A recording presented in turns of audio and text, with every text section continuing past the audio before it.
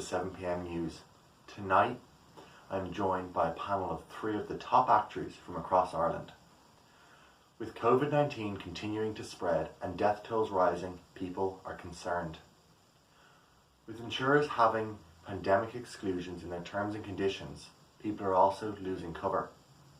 Our panel of experts are here to discuss whether or not these exclusions are ethically fair. For those who aren't aware, an actuary is someone who specialises in risk management.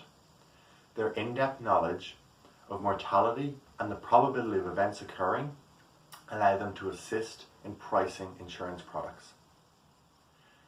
Our first guest is Alex from Insurado. My question for you is, if actuaries are involved in the pricing of these products, is it not their responsibility to price them correctly to account for events like COVID-19 so cover can continue? Thanks, Nathan. I think it's a great question. There are many natural disaster risks in the world, such as earthquakes, tsunamis, floods, and many more. Of course, we can consider and interpret these events when pricing models and policies. However, these are events that have occurred many times before, so we've learned more and more each time to better our models. There will also forever be times when unpredictable events occur, events that go beyond what can be imagined or expected. I consider COVID-19 to be one of these unforeseeable events. Nothing has quite happened like COVID-19 in recent time. In general, we've never had an issue like this before, so if the models we've used normally worked, why change them? We need to cut some levels of cover so we can ensure to continue to provide cover long term in the future. So in short, no, I don't think actuaries are expected to interpret these once-off events. This is a strange abnormality for everybody across the board. How can one be exactly expected to exactly predict the future?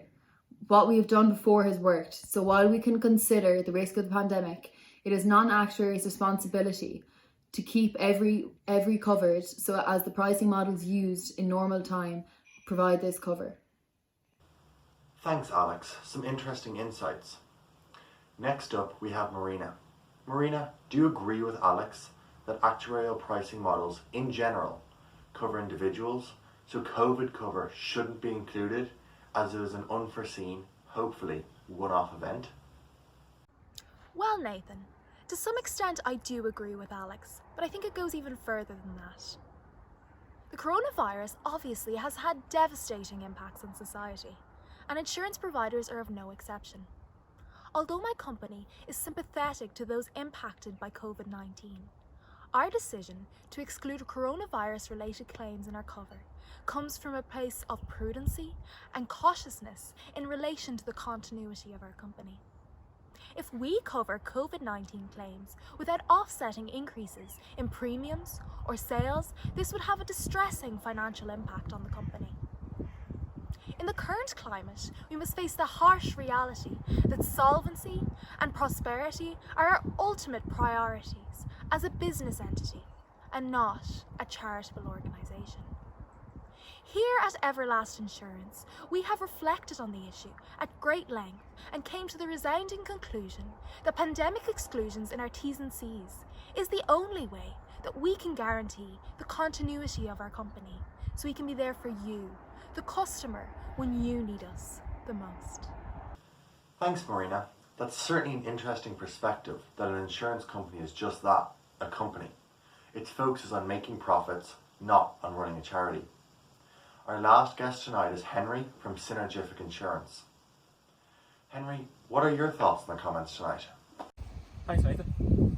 I must say I strongly disagree with you as said tonight. As actuaries, I feel it's our responsibility to help those take out insurance in every way possible. COVID-19 is the perfect example to look at in this context. People take out insurance to cover themselves against potential shocks that would cripple them financially if they weren't covered. So how then, as actuaries, can we morally stand over not covering them when such an incident such as COVID-19 occurs? In response to the others, I do believe it is our responsibility to include these potential shocks in our pricing structures.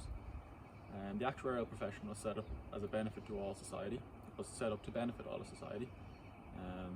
But if we don't include these potential shocks in our pricing structure, can we really say we benefit all of society, or are we just chasing profits? Sorry, but that's just not true. Good luck benefiting everyone when your company goes bust. You're not helping anyone. Sorry, Marina, please not interrupt me while I'm speaking. I believe we should all get an equal opportunity to speak. So, if you will let me finish, I believe that people will ultimately pay higher premiums if they get complete coverage.